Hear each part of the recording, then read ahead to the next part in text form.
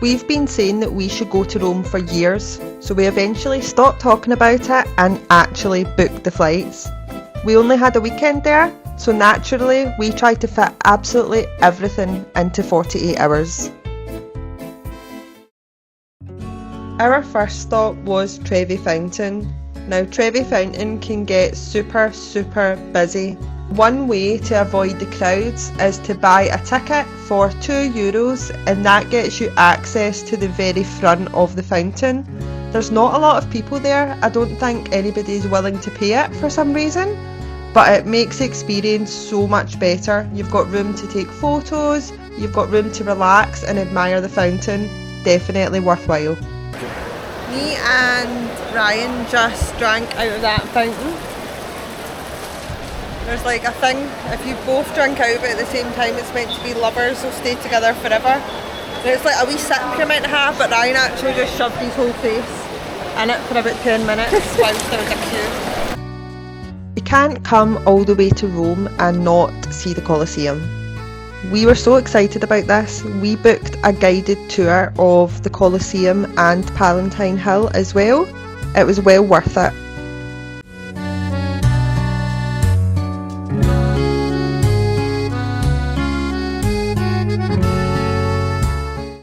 The tour guides couldn't be more amazing. They'll go out their way to tell you all the history. They'll actually show you photos of the way things used to look back in the ancient Roman times, and they'll tell you stories about gladiators that used to actually fight on the Colosseum floor. It is well worth the price of getting a guided tour if you're into history, if you're into Romans, that sort of thing. Colosseum has a cat flap. We were absolutely starving by this point in the day, so we ordered a sandwich from a really popular place. I'll need to put the name of it in the description, and we just had a wee cheeky Aperol Spritz whilst we waited. It's rated 4.9 stars and there's a half an hour, 40 minutes wait after you've waited in the queue. So we've got a wee cheeky Aperol. Chilling. Our sandwich had finally arrived and it's safe to say it was definitely worth the wait.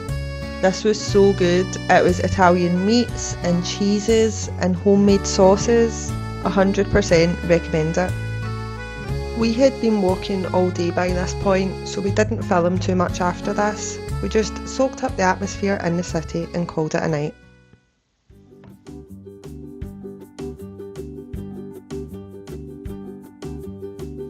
We got to the Pantheon early in the morning before it opened and it was still very busy. There seems to be separate queues if you have bought a ticket online, if you're paying by card and if you're paying by cash. We noticed that the cash queue is actually much shorter, so make sure you've got some cash if you want to save some time. Dome be doming.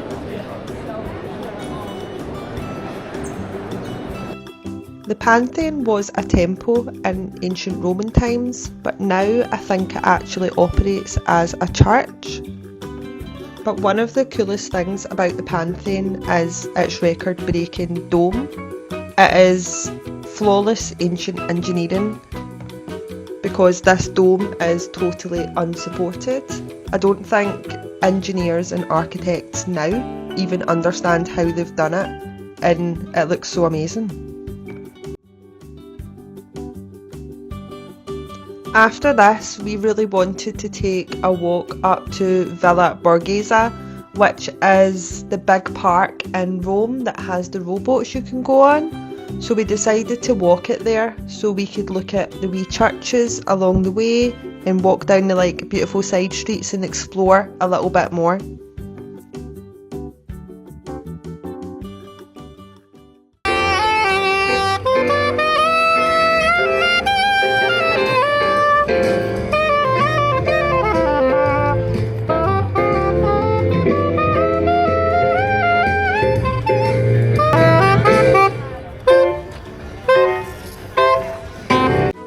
So you you can rent one of these boats. I think it is maximum 4 people per boat.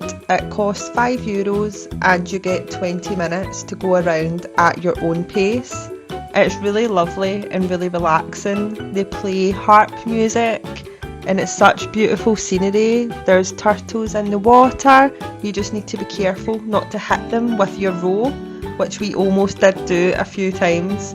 But this is well worth the walk out of the city centre of Rome to do if you have the time to do it. We had plans in the afternoon to go to Vatican City, so we decided it was best to walk there and try and see some landmarks along the way. It's a lovely walk. It does take about an hour, but you walk past Castle Sant'Angelo along the way. We didn't go inside, but I think you can buy tickets, but it's just as amazing to see outside.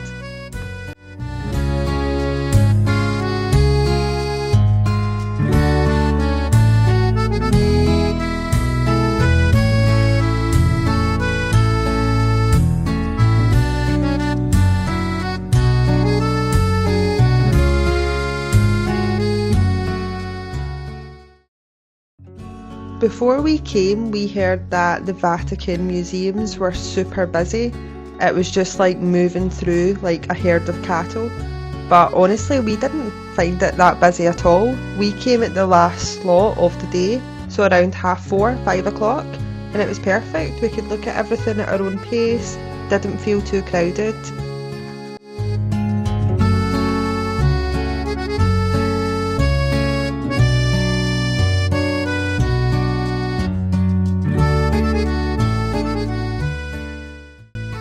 We were exhausted after the Vatican, so we honestly just had some dinner, packed our suitcase because we were leaving the next day and went to bed. But the next morning we get up pretty early because we need to fly home, but we try and explore a little tiny bit just before we do. The last thing we done before flying home was get up super early to be first in line to climb the wedding cake.